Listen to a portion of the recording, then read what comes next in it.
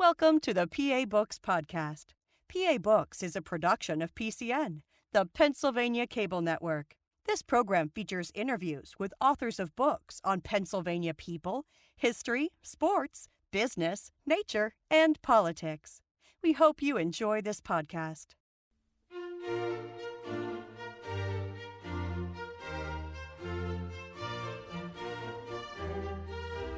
This week on PA Books, the author of Pittsburgh in World War I, Elizabeth Williams. Elizabeth Williams, author of Pittsburgh in World War I, Arsenal of the Allies. Why did you pick this as a topic for a book? Well, in the neighborhood that I grew up in the Greenfield section of Pittsburgh, there's this war monument, and it's actually to the men and women who served in World War I and World War II. And I stopped to take a look at it. I was in graduate school at the time, and I stopped to actually take a look at it for the first time in my entire life. And I thought, well, that's really interesting that they would do World War I, because nobody ever talks about World War I in Pittsburgh's role in it. It must have been really important to the people at the time. Let me find a book on it. Well, there wasn't one. So I'm like, well, you know what? Let me see if there's a story. Because if there's a story, I can write it myself. And what made you think you could write it yourself? I have always loved history since I was a little girl, and I've always loved local history. When I was in second grade, we could do a report on anything we wanted. It was my very first report. I went home to my parents and I said, I want to write about the history of Pittsburgh. So this has always been Pittsburgh is a major part of me and my story. And I've always loved writing. And throughout the course of my life, I got the tools necessary through high school and college and graduate school where I thought I was ready and able to write a book. When you decided to sit down, is this your first book? Yes. So when you decided to sit down and write it, where did you find all the information? I started online. You know, I searched all the terms that I could possibly think would relate to it, and that got me some information that found me books that had been written in the 1920s when World War I was still a big deal in the city. Like the Red Cross wrote their own book about their contributions to World War I, and that was just the Pittsburgh chapter. And so there had been a lot written before and a lot of newspaper articles. You know, I spent a lot of time in front of the microfilm machines, and so I just gathered all this information, and I went to the History Center and Soldiers and Sailors, and I realized that there was a story. And as I gathered more, I found different things to search, but the internet was really where I got started. How often did you come across oh wow, I didn't know that moment? A lot. I would say most of what's in my book I didn't know before I started to write. Now, if you walked around the streets of Pittsburgh in those early years of the war, 1914, what would this city have been like? You would have seen it, especially after Westinghouse fulfilled the contract. Now, Westinghouse wasn't a munitions company, and England asked them to make munitions. Westinghouse accepted the contract, figuring they could figure it out, and they did. Within 45 days, they had fulfilled the order. And we kept getting requests, not only Westinghouse, but a number of Pittsburgh companies. Pittsburgh Steel and other products were really all along the battlefield even before America entered the war.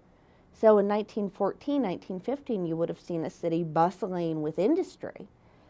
500,000 Pittsburghers were already employed in war work by 1917. And you would have also started to see some dissension.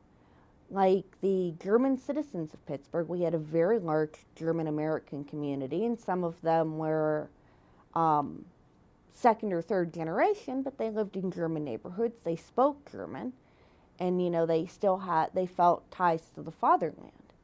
A lot of them were engaged in war work from the very beginning, but that didn't stop them from when they got home supporting Germany with all of their hearts.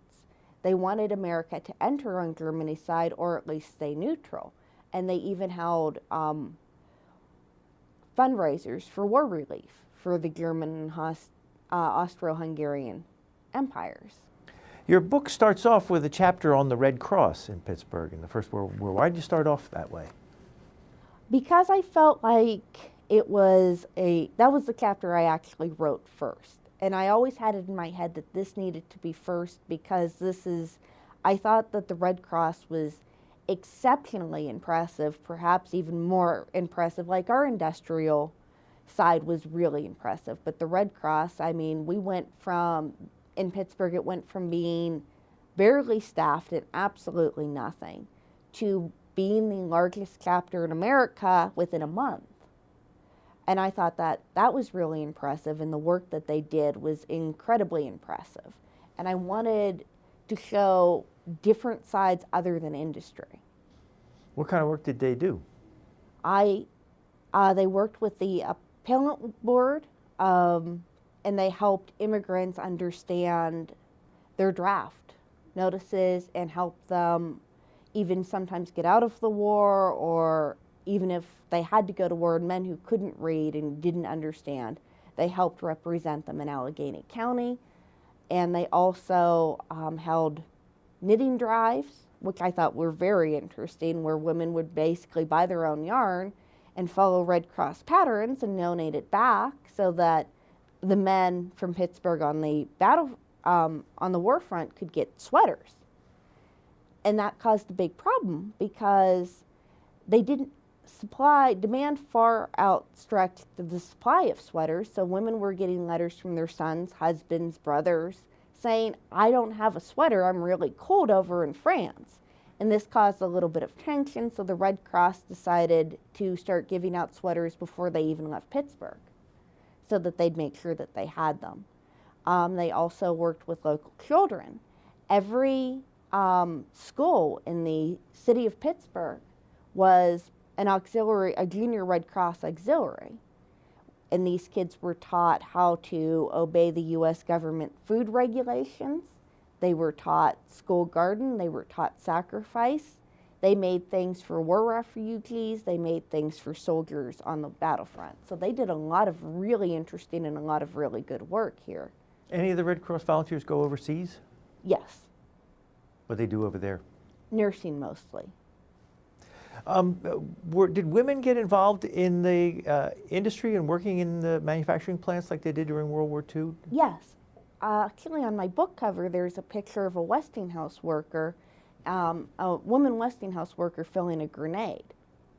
So women did, not on the scale of World War II, but women did get involved. And it actually caused some problems sometimes because a lot of women who were in lower wage positions, like serving girls, left for the factories. And so it caused problems because, like, the Red Cross collected certain things that needed laundered before being sent to the national headquarters.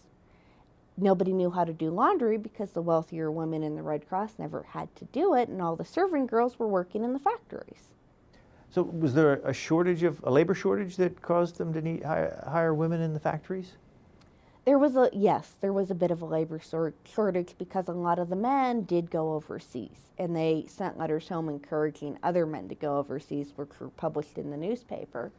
And there were a labor shortage among male occupations all over Pittsburgh, not just in the factories, but also police and firemen left their jobs and they either went overseas or they went to the factories, which paid more.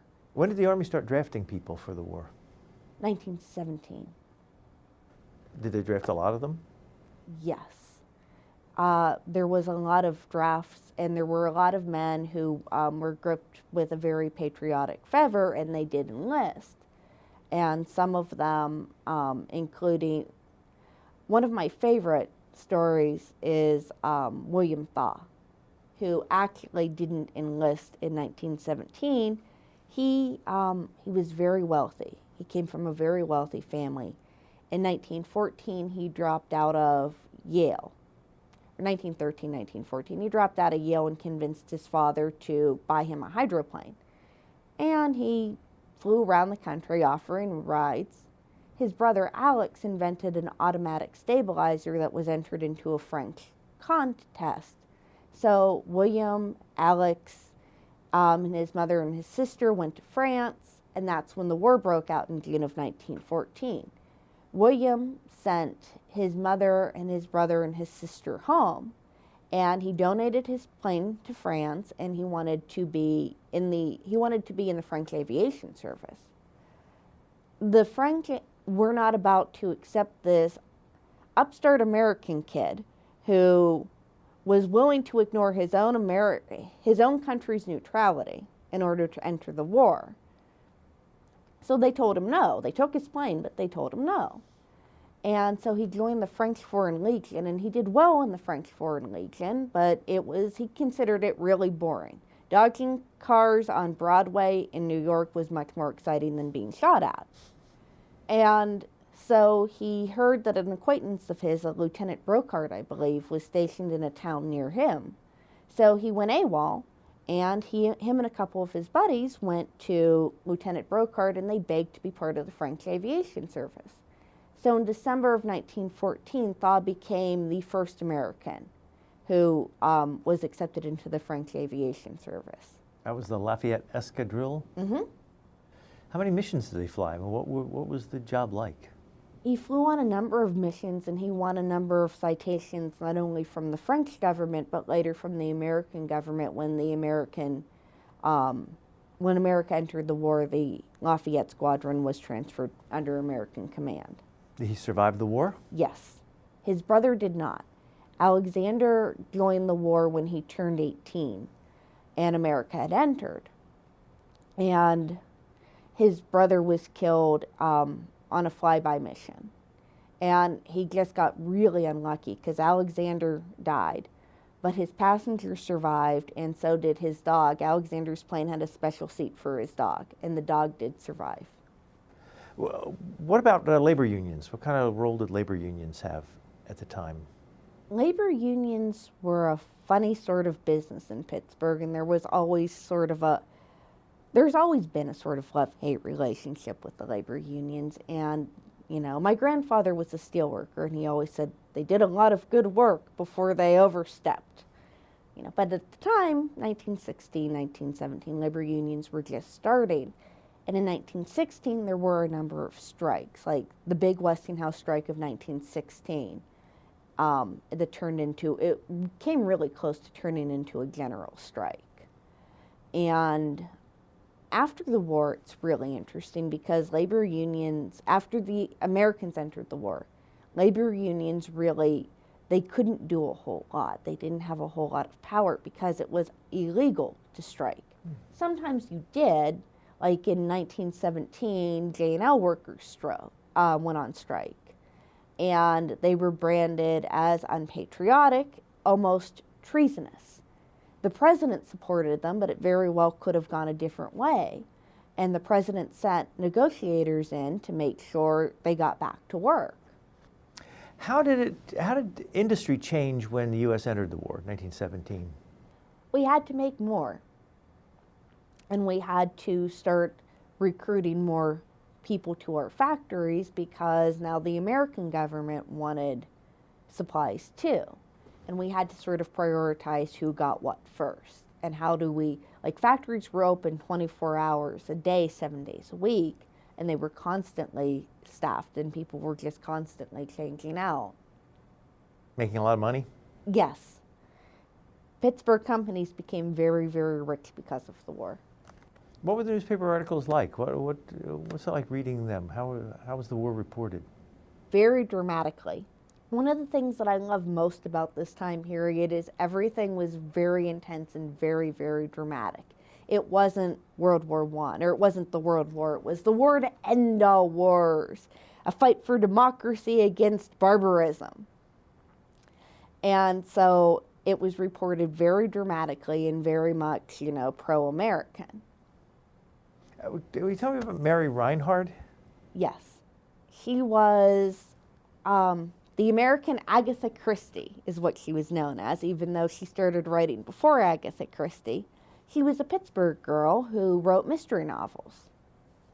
And she was published in the Saturday Evening Post before, her books were actually bound and published, which was very common at the time, publishing snippets in the Saturday Evening Post.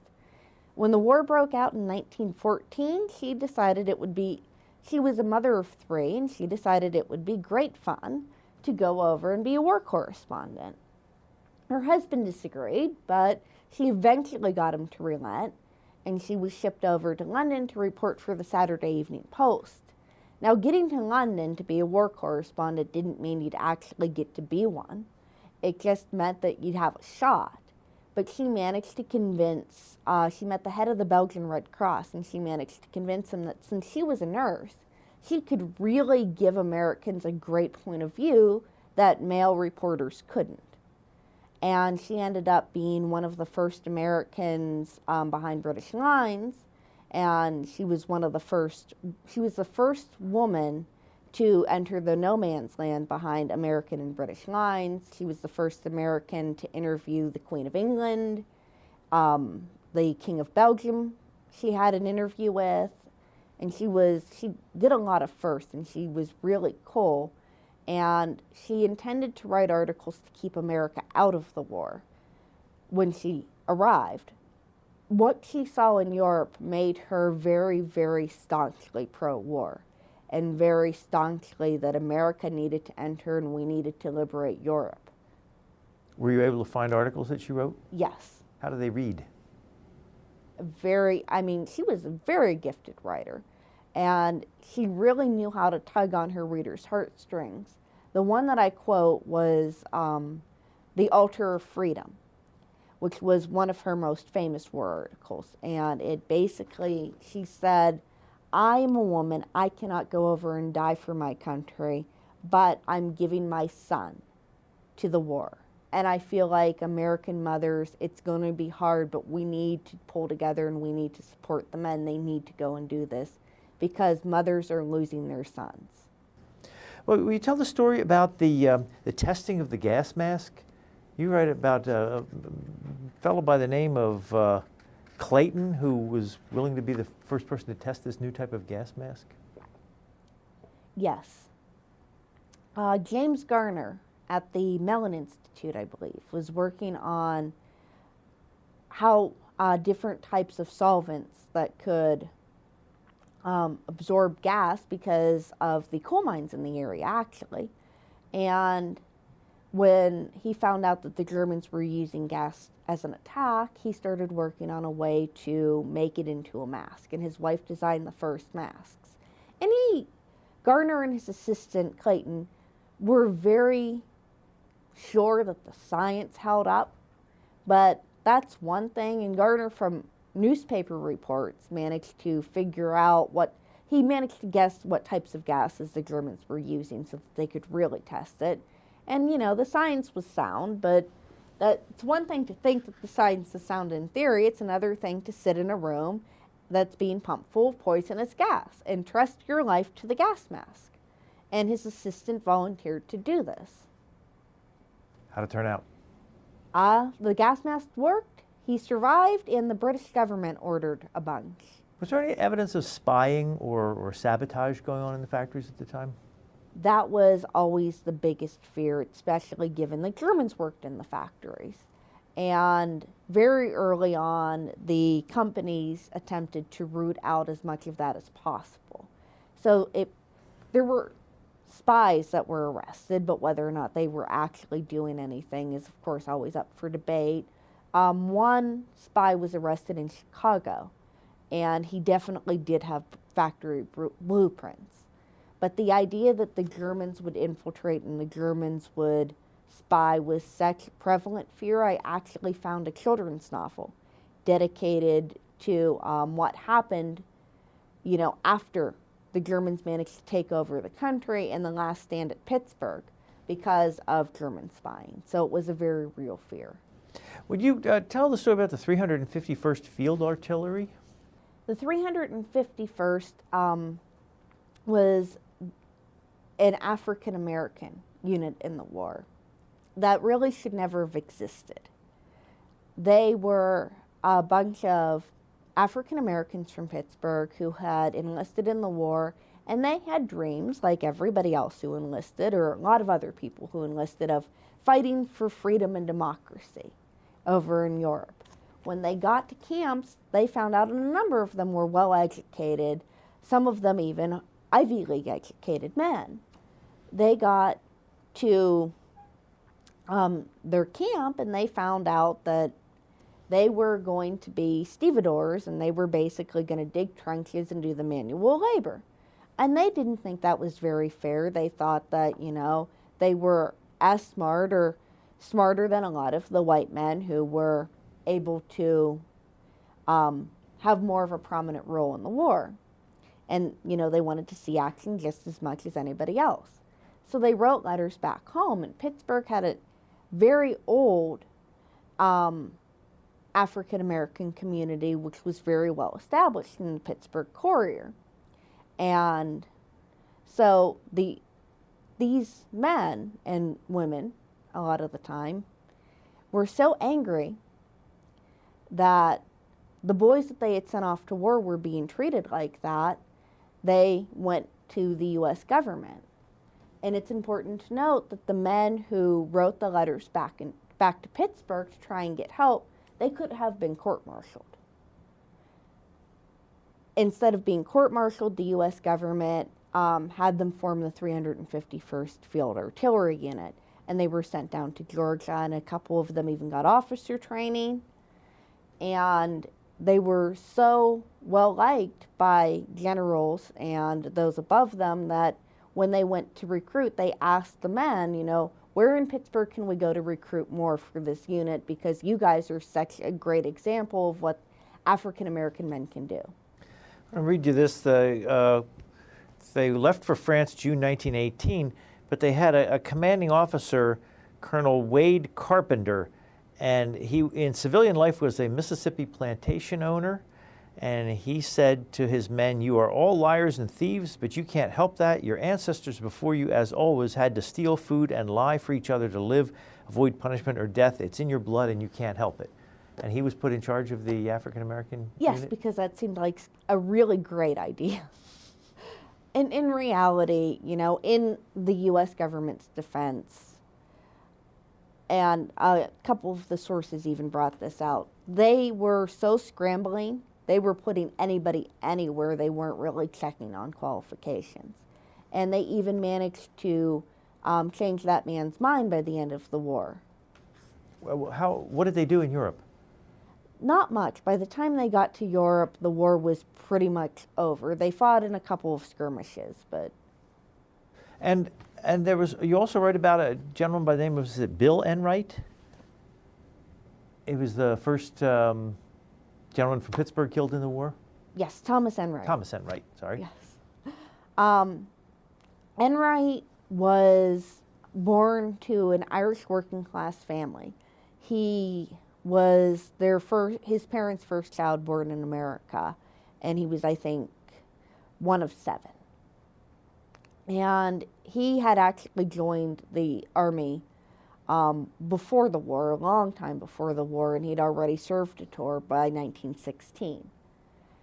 By 1916, when he was done with his service in Mexico, he came home and he looked around and he thought he could maybe enter the back-breaking life in the factory, or he could try his luck and re-enlist. So he decided to re-enlist in 1916. And it was very clear at that point the U.S. was going to war. He enlisted in the cavalry. He enlisted in the infantry, I'm sorry. He was a cavalry member in Veracruz. His unit was among the first sent over to France, first American sent over to France, and they relieved and shortly after getting there, they relieved French troops near Nancy. What the Americans didn't know was that they had been betrayed. There was a French deserter who had told the Germans their location.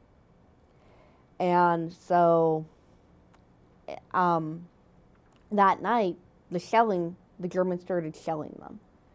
And the shelling lasted for 45 minutes. What the Americans didn't know is there were German soldiers crawling underneath the shelling. And so when the shelling stopped, about 20 Americans were faced with 200 German troops.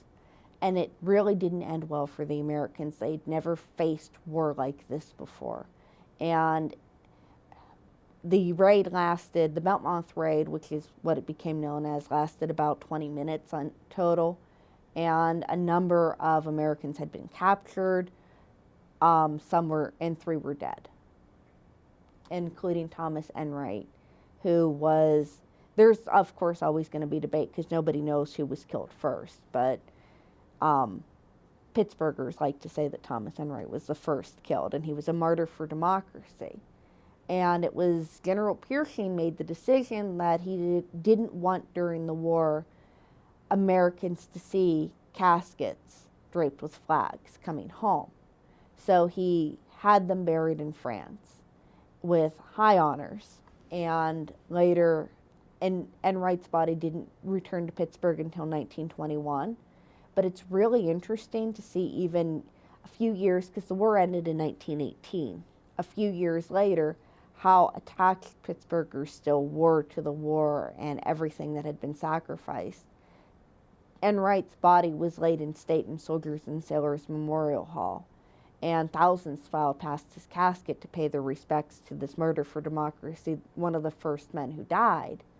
And he was buried out of the cathedral, and the mayor of the city of Pittsburgh encouraged Mayor Babcock, encouraged everybody who could attend, who could get off work, to go to the funeral, and there was an overflow crowd. When the war ended, were there big celebrations? Was there a major end of the war parade in Pittsburgh? Yes. Pittsburgh, well, we have always loved our parades, and as soon as the armistice was announced, people poured out into the streets, especially in downtown Pittsburgh and even in some of the neighborhoods, in celebration. There was crying, there was ticker tape, and they were just so happy that the war was over. And as every unit of people came back, we had another parade for them to celebrate them. So this is your first book? Yes. You think you'll try it again? Yes, I already have ideas, and I'm actually going to be published in Supernatural Lore of Pennsylvania. What is that? It's a book that my former boss at Duquesne University, Tom White, is editing. And I've written a chapter on haunted libraries of Pennsylvania. And I think that my next book is going to be Prohibition in Pittsburgh, if I can find enough of a story. Well, this is the cover of the book we've been talking about, Pittsburgh in World War I, Arsenal of the Allies. Elizabeth Williams, thank you very much. You've been listening to a podcast of PA Books, a production of PCN, the Pennsylvania Cable Network. Full episodes of PA Books, as well as other PCN programs, are available to stream with the PCN app. Visit PCNTV.com or the App Store for details.